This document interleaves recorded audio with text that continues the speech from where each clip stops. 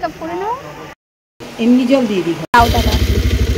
দিনটা ছিল শনিবার। মা আগের সপ্তাহে ঠিক করে রেখেছে শুক্লাপক্ষের দিনে নাকি বাড়িতে বড় ঠাকুরের পুজো হবে, কিন্তু কি আর করা যাবে বলো, যেটা হওয়ার সেটা তো হবেই।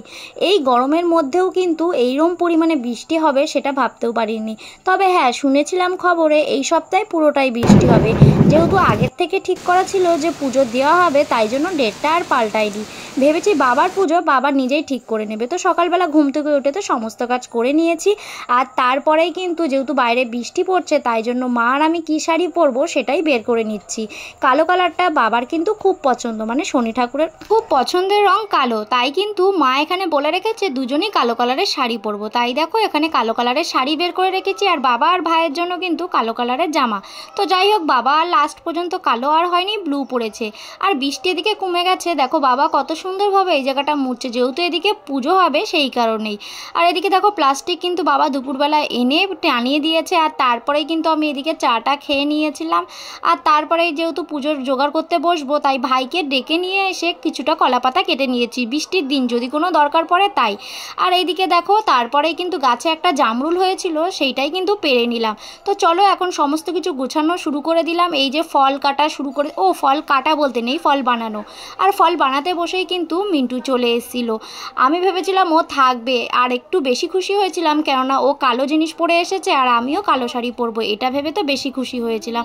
তো যাই হোক, কপালে কি আর সেই সুখ আছে, তো দেখা করেই চলে গেল, মাকে দিয়ে গেল, বোনকে দিয়ে গেল। আর ওর সাথে আর কবে দেখা হবে বলতে পারছি না, তাই এখানে ওকে বাই করে আমিও কিন্তু কাজে বসে গেলাম। তো দেখো মেঘটা কিন্তু এখন পুরো পরিষ্কার হয়ে গেছে।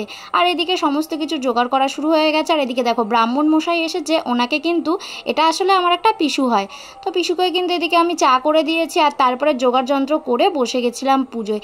আচ্ছা, মেয়েদের কি পায়ে পায়ে দোষ বলো তো? এইটা পরা যাবে না, ওইটা করা যাবে না, আমি কেন বুঝতে পারি না একটা মেয়ের নিজস্ব কোনো স্বাধীনতা নেই।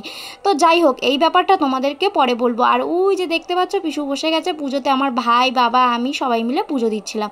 আর তারপরে পুজো প্রায় সন্ধ্যার মধ্যে শেষ হয়ে গেছে। সব থেকে কপাল ভালো যে সেই সময় কিন্তু একটুকু বৃষ্টি হয়নি, সকালের দিকে বৃষ্টি হলেও তারপরে কিন্তু একটুকু বৃষ্টি হয়নি। আর ওই দিকে দেখো সন্ধ্যা হয়ে গেছে। তো ফাইনালি এদিকে দেখো ওই যে আমার শাশুড়ি মা আর এদিকে ওর বোন সবাই মিলে কিন্তু ওদেরকে প্রসাদ টোসাদ খাইয়ে তাড়াতাড়ি করে টোটোতে উঠিয়ে আমি কিন্তু পুরো ওই অটোতে তুলে দিয়ে এসেছি। আর বাড়িতে ফিরতে অনেকটা লেট হয়ে গেছে, কেননা অটোয় করে গেছি তো সেই কারণে। আবার রিটার্ন এসেছি, মোটামুটি আধ ঘন্টা রাস্তা মতন তো আমার লেট হয়েছে। তো যাই হোক, আধ ঘন্টা প্রায় 1 ঘন্টা আমার ওদিকে লেগে গেছে। বাড়িতে এসে যেহেতু স্নান করেছি, বাড়ির সকল কিছু ধুয়েছি, আর সেরকম কিছু ভাল লাগছিল না। মা এদিকে রান্না করেছিল ভাত, আর আমি এদিকে পনিরের তরকারিটা রান্না করছিলাম। আর তারপরেই দেখো পনিরটা খেতে কিন্তু দারুণ হয়েছিল। সারাদিন যেহেতু উপোস, তাই জন্য এটা করেছিলাম। তো যাই হোক, ভিডিওটা কেমন লাগলো দেখা হচ্ছে অন্য একটা ভিডিওতে। আর